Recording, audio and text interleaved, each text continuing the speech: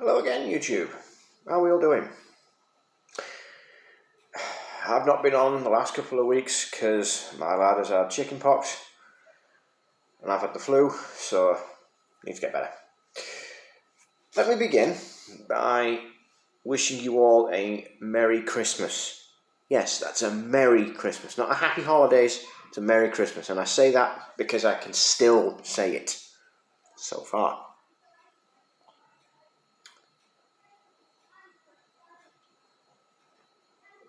Yes, it's December, the end of the year.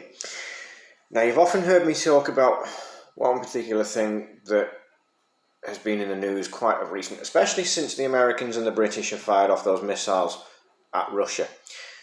Yes, I'm talking about the Third World War. It is on the way. I predict it'll be at the end of this month or even the beginning of next. And I don't think, and this is me personally saying this, as much as I would like Donald Trump to not get involved in the Third World War, as much as I want him to try and stop it, because he says he's going to do something about that, I think, if anything, the hawks in Washington and the hawks in London and the hawks around the rest of the EU, they're going to push and push and push for us to end up fighting the Russians. Now, I have to point out that with it being the time of year it is, it's, as of me recording this, it's the 5th of December. There is a huge warship in the port in Liverpool, only a few minutes away over there, over that way. I'm not going to say which one, because I don't want it to garner the wrong attention, but I've been up close to it twice. Let me point something out to you. For those of you who are, actively seeking for us to punish the Russians. Yes, war might be the greatest economic engine the world has ever seen, but we don't want one. Anyone with a shred of common sense about them doesn't want this. And I don't care if the police come to my door and state, you've got the wrong opinion. I would quite happily fight to have the wrong opinion in this sense.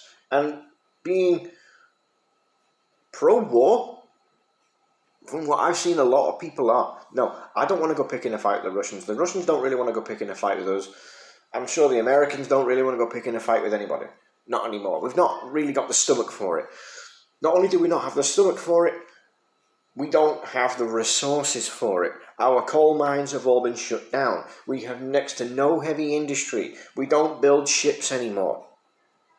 We're reliant on the southeast, a tiny corner of the United Kingdom, to garner all this money for us.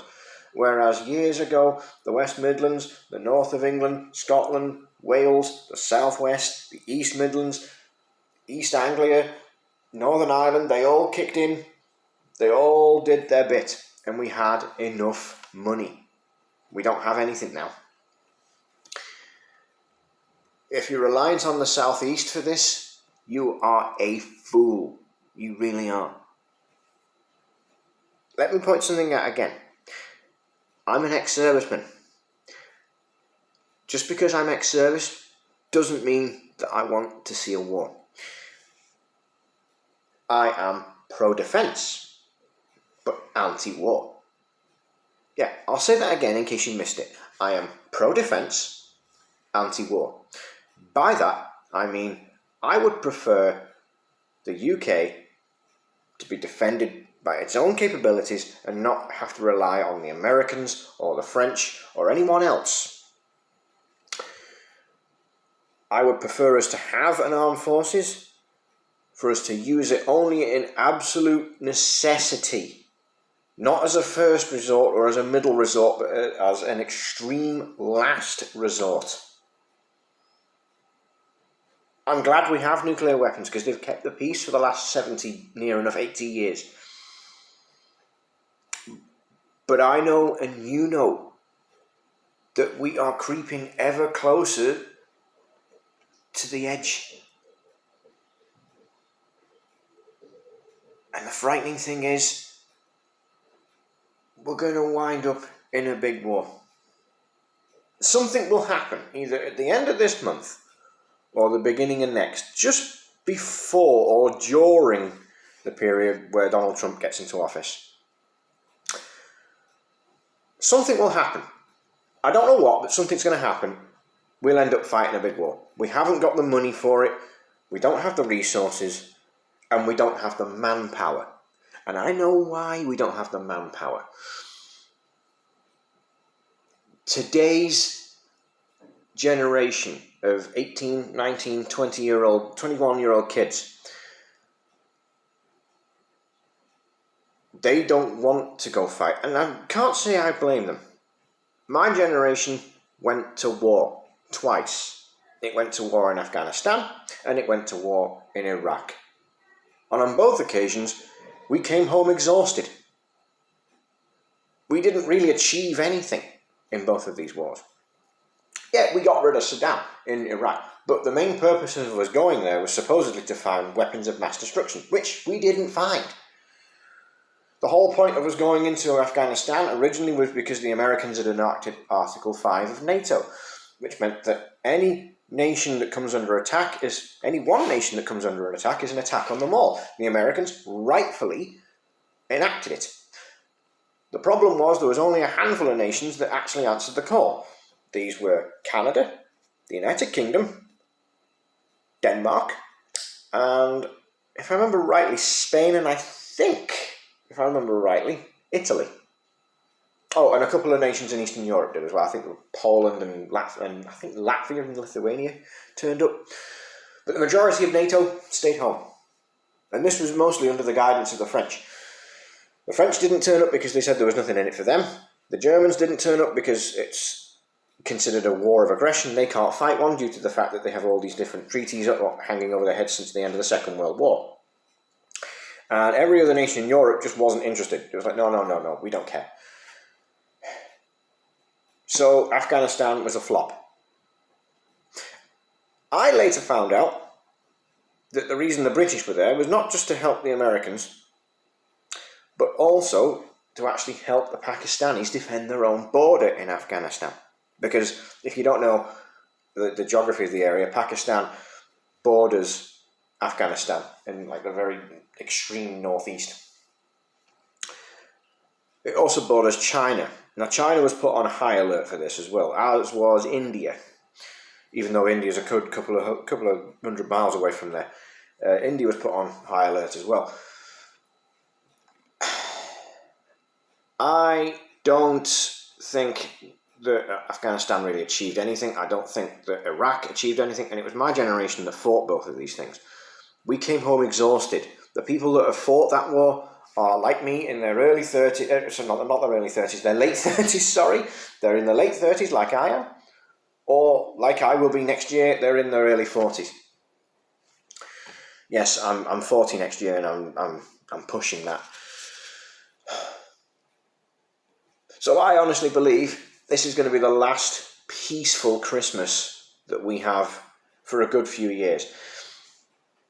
And you can bet your last pound coin, people such as BlackRock, the Rothschilds, pretty much every single big bank is pushing for a world war because it's in their interests. They've got a shitload of money to make out of human misery and suffering. That's been the case since the dawn of time. War, it was put brilliantly. War is the greatest economic engine the world has ever seen.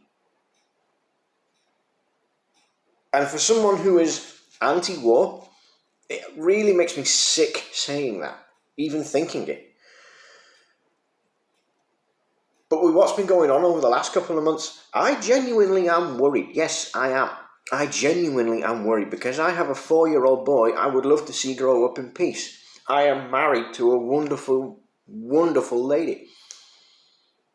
I don't want my family being slaughtered on the just because some politician in London wants to get his rocks off at fighting a war. Okay, you want to fight this war so badly, do you? Well, how about this? We give you a rifle, we give you a pack, we train you up how to do it, and you go fight the war.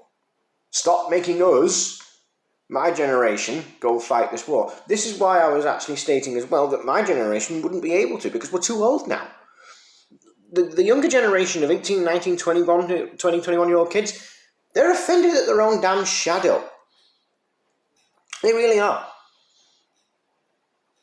They're offended not only at their own shadow, they're offended at the fact that the wind actually blows. It doesn't matter that it blows in the wrong direction that they were thinking, just the fact that the wind blows. Right? They're offended at the fact they have to wake up every morning and go to university. Well, you want to go to university, and you're going, I noticed this, you are going to stay in education for the rest of your life because you don't want to get a job. That's the problem with today's generation. They are lazy. They think things should just be handed to them. I honestly believe this is going to be the last peaceful Christmas we get. So before everything goes tits up, please, this coming Christmas, love your family, get them near you, love your family, eat, drink, and be merry, because I feel it is going to be the last one that you get to spend in peace for a long time. Anyway, that's all I have to say on this subject. Until next time, take care.